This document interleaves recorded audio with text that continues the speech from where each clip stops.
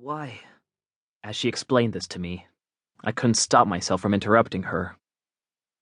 Why would they steal your arms and legs? I am a vampire. Ye humans. Well, not thee, but humans call those like me monsters. Kishot said matter-of-factly. It is only right for monsters to be exterminated. Those three specialize in slaying vampires. It is those bastards' profession to kill me. You've at least heard of the existence of those who specialize in eliminating those like myself, have ye not? I guessed so. They were discussed hand in hand with vampires. My memory was fuzzy, and it wasn't like I knew all that much to begin with, but I had at least heard of them. So they slew you? Don't be a fool. I haven't been slain yet, but having my limbs stolen hurts. I've nearly none of my regenerative power left, and in my current state, I can hardly fight. I see. Which is why, Kishot went on, as if stating an obvious conclusion. Ye shall contend against the three and simply return to me my limbs. Huh? I was dumbstruck. Simply? Well, though I cannot provide thee with details at the moment, in order to turn thee back into a human, I must be at my full power, in full form, so to speak. And for that, I absolutely require those limbs. But me? Fight? It's totally not my thing, you know? I hadn't done anything wrong, but I started to sound like I might have. I guess my reflexes aren't terrible, but they're not great. And you can see how I'm built. I've never been in a fight before. Oh, and wouldn't they just try to slay me too? I too, for the time being, was a vampire. The chances were high.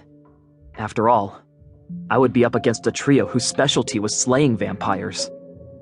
Even if they let me off the hook because I was a former human, why would they simply hand back the limbs they'd won in battle? Fool! That was when ye were human!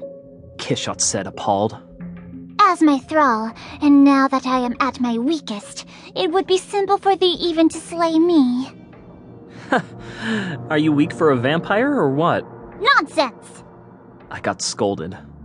Basically, she was a scold, this one. How can thou reach such a conclusion from what I've said? I'll have thee know that I sit among the top rank of vampires. They call me the Aberration Slayer. The Aberration Slayer. If that was supposed to sound fearsome, I wasn't, feeling it? To begin with, what was an aberration? Was it like a yokai? Whatever. Even if I'm stronger than you in your weakened form, even if I am, those three were able to take your limbs from you when you were at your full strength, right? Your full form? In that case... I slipped up only because there were three of them. I'd made light of them and was completely unprepared. I'd presumed I could take even three of their ilk together. Huh. In short, faced one at a time. Kishot said, overbearingly. They pose no problem for thee. To put it plainly, 'tis an easy job, and a cheap price to pay for turning back into a human.